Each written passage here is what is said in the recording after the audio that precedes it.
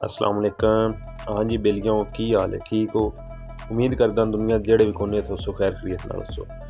बेलियाओ अज्ज असीं सोचेआ कि जेह्ड़ा ना तुहानूं भी दस्सिए कि असीं जेह्ड़ा दिहाड़ इत्थे किवें कड्ढदे आं। एह् सुबह दा टाइम है ते सुबह नमाज पढ़ियै सबक पढ़ेआ ते रोटियां बनाइयां ते हुण ड्यूटी वास्ते निकल पे आं। ते रोटी खाद्धी ते एह् चाह् दा कप साड्डे हत्थ बिच ते आखेआ वा जेह्ड़ा ना ओह् चाह् राह् पी लैन्ने आं क्योंकि ड्यूटी दा टाइम जेह्ड़ा ना ओह् शुरू होने आह्ला ऐ। ते एह् वेखो बत्तियां अजें बलदियां ने क्योंकि सुबह दा बिल्कुल नमाज तो बाद दा टाइम है और वेख लो बंदे मेरे अग्गे होर भी जांदे पे ने। ते मेहरबानी करेआ सारे भ्राऽ ना एह् गल्ल मैं आखना तकरीबन बोली जाना कि साडा जेह्ड़ा ऐ ओह् पेज फॉलो कर छड़ेआ ऐ ते साडी वीडियो शेयर कर छड़ेआ ते लाइक कर छड़ेआ।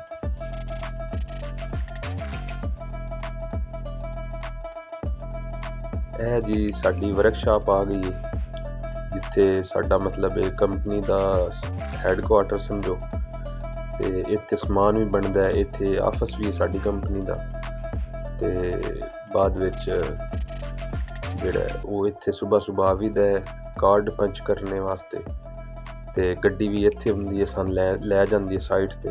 एह् वेखो वर्कशॉप साडी जेह्ड़ी है अंदरों समान बनेआ पिया ते इत्थे कार्ड पंच करना होवे एक बंदा कार्ड पंच करदा पिया ते असीं भी हुण कार्ड पंच करदे आं। एह् साडा कार्ड है जी ते एह् जनाब पंचिंग हो गई 4:57 ते सवेले से ते हुण जेह्ड़ा ओह् असीं गड्डी ते बैठ जाना ते गड्डी सानूं जेह्ड़ा साडी मंजिले मकसूद ते पहुंचा देवेगी। लो जी ते एह् इक गड्डी आ गई है, दो गड्डियां सुबह जांदियां न जेह्ड़ियां सानूं जेह्ड़ा ना ओह् इक साइड ते छड्डदियां ते एह् गड्डी ते बंदे बांह्दे पे न, दूजी गड्डी औनी है ते उस ते असां बाह्ना है। बंदे वेखा इंतजार विच ने ते एह् गड्डी आ गई, असीं हुण इस गड्डी ते बाह्ना है। चलो जी,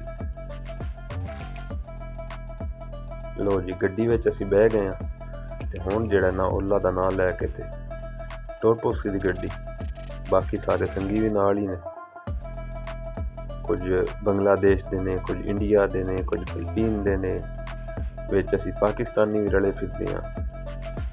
लो जी गड्डियां टुर पईयां ते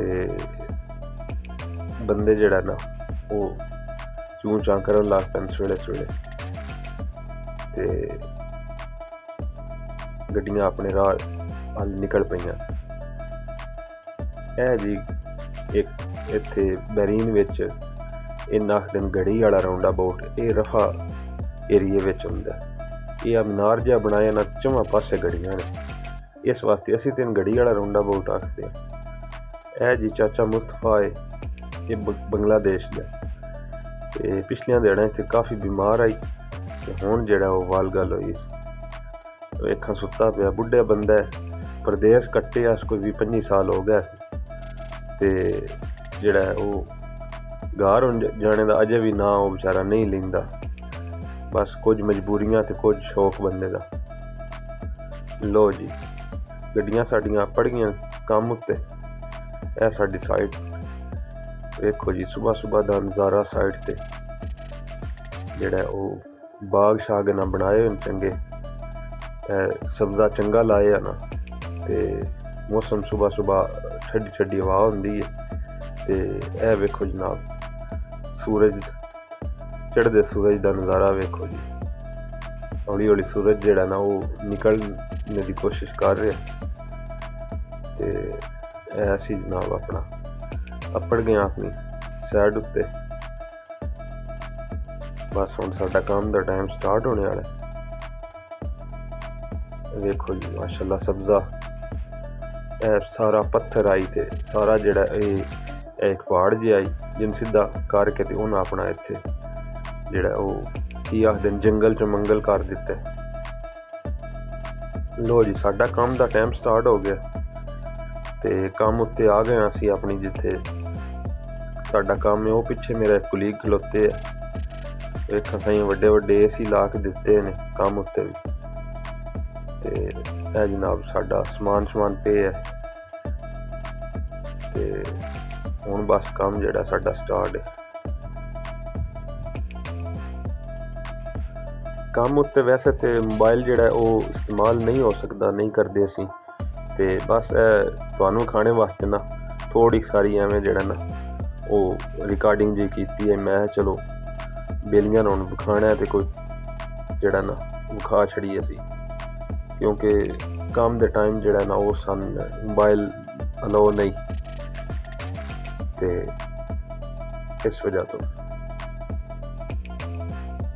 ਇਹ ਜੀ ਸਾਡਾ ਫੋਰਮੈਨ ਹੈ ਤੇ ਇਹ ਨਾਲ ਜਿਹੜਾ ਉਹ ਇੱਕ ਬੰਗਲਾਦੇਸ਼ ਦਾ ਬੇਲੀ ਜਿਹੜਾ ਉਹ ਪੀਸ ਕੱਟਣ ਲੱਗੀ ਹੈ। ਕੀ ਹਾਲ ਚਾਲ ਨੇ ਤੁਹਾਡੇ? ਹਾਲ ਚਾਲ ਆ ਤੁਹਾਡੇ ਸਾਹਮਣੇ ਕੀ ਹਾਲਾਤ ਬਣੇ।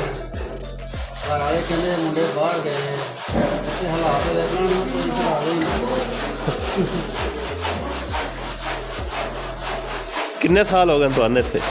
ਭਾਈ ਜ਼ਿੰਦਗੀ ਲੰਘ ਗਈ ਇੱਥੇ, 18 ਸਾਲ ਹੋ ਗਏ। 18 ਸਾਲ ਪਿਛਲੀ ਵੀ ਇੱਥੇ ਹੀ ਲੱਗ ਜਾਣੀ ਹੈ। ਚਲੋ ਠੀਕ ਹੋ ਗਿਆ।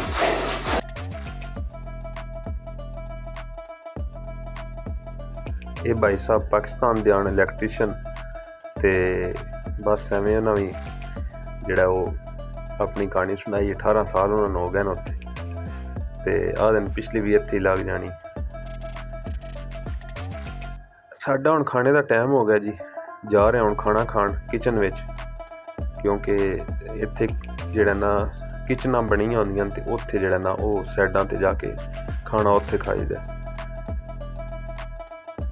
ਇਹ ਜੀ ਸਾਡੀ ਆ ਗਈ ਕਿਚਨ, ਜਿੱਥੇ ਅਸੀਂ ਖਾਣਾ ਖਾਈਦਾ ਅੰਦਰ ਬਹਿ ਕੇ।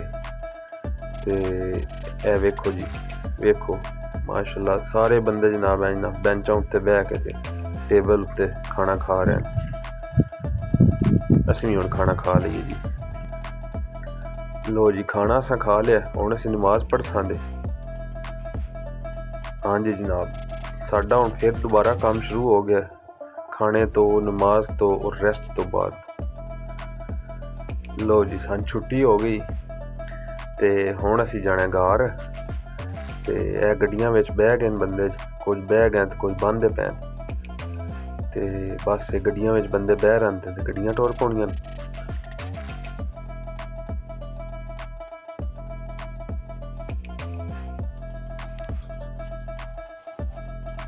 ਜਨਾਬ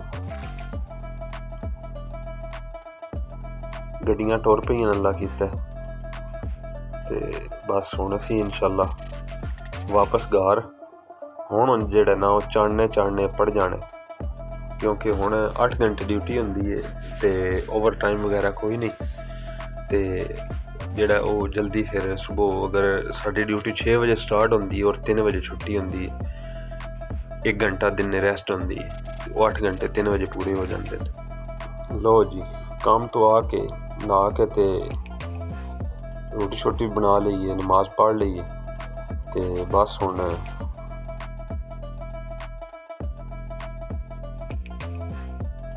ਲੋ ਜੀ ਰੋਟੀ ਖਾਣ ਲੱਗੇ ਹਾਂ। ਅੱਜ ਅਸਾਂ ਬਣਾਏ ਦਾਲ ਚਾਵਲ।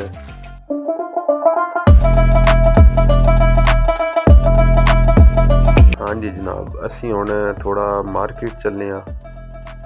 ਇੱਕ ਭਾਈ ਜਾਣਾ ਛੁੱਟੀ ਤੇ ਉਸ ਕੁਝ ਸਮਾਨ ਲੈਣਾ ਹੀ ਹੈ ਜਿਹੜੇ ਭਾਈ ਸਾਹਿਬ ਨੇ, ਤੇ ਉਹ ਆਖਦੇ ਨਾਲ ਚੱਲੋ। ਅਸੀਂ ਆਏ ਚਲੋ।